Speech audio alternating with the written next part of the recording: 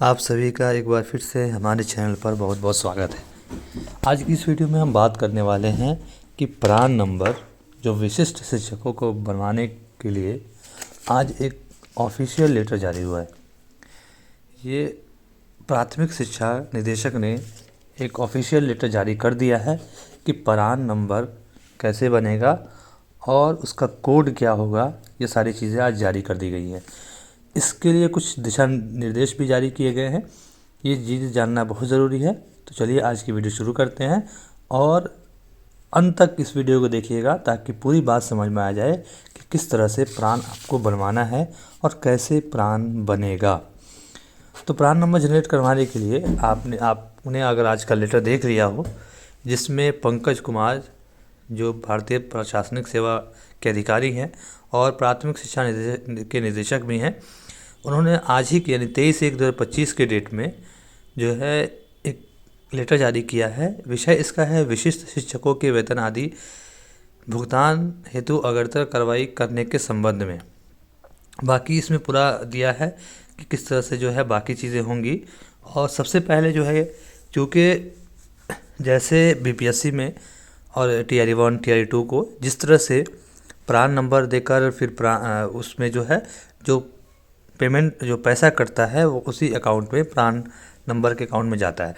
तो बेसिकली ये बनेगा कहाँ से? तो ये बनेगा ENPS पोर्टल है, प्रोटीन अब हो गया, वो पहले NSDL पोर्टल था, वो प्रोटीन हो गया है, वहाँ से बनेगा। इसमें सबसे बड़ी बात यह है कि आपको करना क्या होगा। तो आपको ये करना है कि सबसे पहले आप ऑनलाइन या तो खुद से करिए या फिर साइबर कैफ़े से जाके आप प्राण बनवा सकते हैं। लेकिन उससे पहले अगर आपका इंडिविजुअल प्राण है, यानी आपने अगर बैंक से प्राण नंबर ले रखा है या किसी अदर जगह पे आपका प्राण था, तो उसको आपको शिफ्ट कराना पड़ेगा। अगर बैंक में है तो बैंक वाला भी आपको उसके लिए अलग से आवेदन करना पड़ेगा, फिर वो शिफ्ट होगा और फिर वो आपका DO DPO जिस भी डिस्ट्रिक्ट के हों वहाँ पे आपका वो प्राण नंबर आ जाएगा। लेकिन अगर बिल्कुल नए हैं, आपका पहले से कोई भी प्राण नहीं है, तो आपको क्या करना है, तो उसके लिए आपको प्रोटीन यानी NSDL का जो एक वेबसाइट है प्रोटीन, उस पर आपको जाकर आवेदन करना है। आवेदन करने से पहले क्या क्या आपको ध्यान में रखना है, वो गाइडलाइंस उसका क्या है वो भी थोड़ा देख लीजिए। कि सबसे पहले आपको क्या है, जो आपका ज़िला है और ज़िला का जो कोड है ना, मैं आपको अभी बताऊंगा आपको कौन से ज़िले का क्या कोड है। तो जो आपका जो भी कोड दिया गया है, उसका लिस्ट भी दिया गया है, उसी कोड के तहत आपको क्या करना है, आपको आवेदन करना है। आवेदन में आपको अपना डेट ऑफ बर्थ सही डालना है, डेट ऑफ ज्वाइनिंग सही डालनी है और डेट ऑफ रिटायरमेंट सही डालनी है। उसके बाद आपको डुप्लीकेट यहाँ भी कोई भी नहीं, अगर एक बार आपने अप्लाई कर दिया, फिर आपको अगर आपको करेक्शन का कोई ऐसा लगता है कोई करेक्शन करनी है, तो आप विदिन एक 2-3 दिन के अंदर आप जो है उसी पोर्टल से फिर आप जो है पहले उसको रिजेक्ट करवाएंगे, फिर दोबारा से अप्लाई कर सकते हैं। लेकिन एक बार आपने अप्लाई कर दिया तो फिर जो है आप दोबारा अप्लाई नहीं कर पाएंगे और दोबारा आप अप्लाई करिएगा भी नहीं।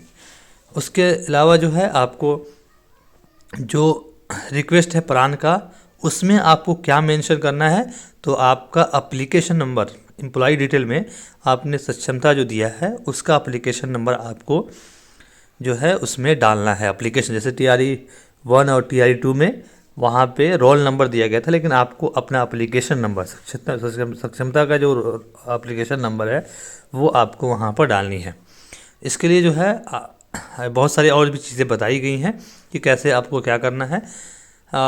लेकिन आपको मेन चीज़ ये है कि आपको अपने जो भी नज़दीक में साइबर कैफ़े है या खुद से अगर आप कर सकते हैं तो खुद से भी आप जो है इस काम को कर सकते हैं।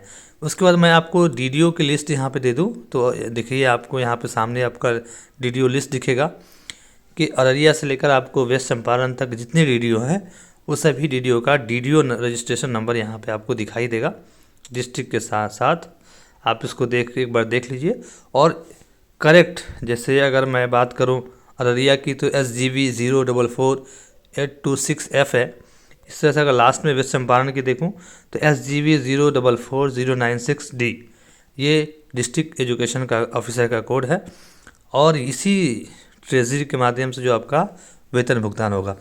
वेतन भुगतान से पहले पहले आपका प्राण बनेगा, तभी जो है आपका जो भी पैसा जो कटता है आपका एनपीएस वाला और एनपीएस के साथ बाकी जो पैसा आपका कटेगा वो इसी अकाउंट में जाता है। तो वेतन आदि भुगतान से पहले पहले आपका ये जो है आपको प्राण बनाना जो है जल्दी से जल्दी आप अप्लाई करना शुरू कर दीजिए, ताकि जल्दी आपका प्राण बन जाएगा। ज़्यादातर आपको 1 सप्ताह या 10 दिन के अंदर प्राण जनरेट होना शुरू हो जाता है। तो उसके साथ ही सभी जिलों को, जिला शिक्षा पदाधिकारियों को भी एक निर्देश किया गया कि आप जितना जल्दी हो सके ये कार्रवाई कंप्लीट करिए, ताकि जो भी भुगतान होना है जनवरी की, वो जनवरी का भुगतान जो है वो समय हो सके, इसमें देरी ना हो। इसलिए भी सभी जिला पदाधिकारियों को भी, जिला शिक्षा पदाधिकारियों को भी ये निर्देश दिया गया है। साथ ही ये भी कहा गया है जो उनकी जो फिटमेंट मैट्रिक के हिसाब से उनकी करनी है, तो उसके लिए आप जो है उनका सारा जो भी डेटा है उसको सही कर लीजिए। तो इस तरीके से जो भी आपको काम करना है वो जल्दी से जल्दी आप प्राण से संबंधित आपका अपना काम करवा लीजिए। और इसमें बहुत ज़्यादा टेंशन लेने की जरूरत नहीं है। कोई भी दिक्कत आती है तो आप हमें ज़रूर कमेंट करिए, हम प्रॉपर जो भी सोल्यूशन हो सकेगा इसका सोल्यूशन आपको बताऊंगा कि कैसे आप उसको सही कर पाएंगे। तो आज की वीडियो कैसे लगी हमें ज़रूर कमेंट करके बताइएगा। बहुत बहुत धन्यवाद।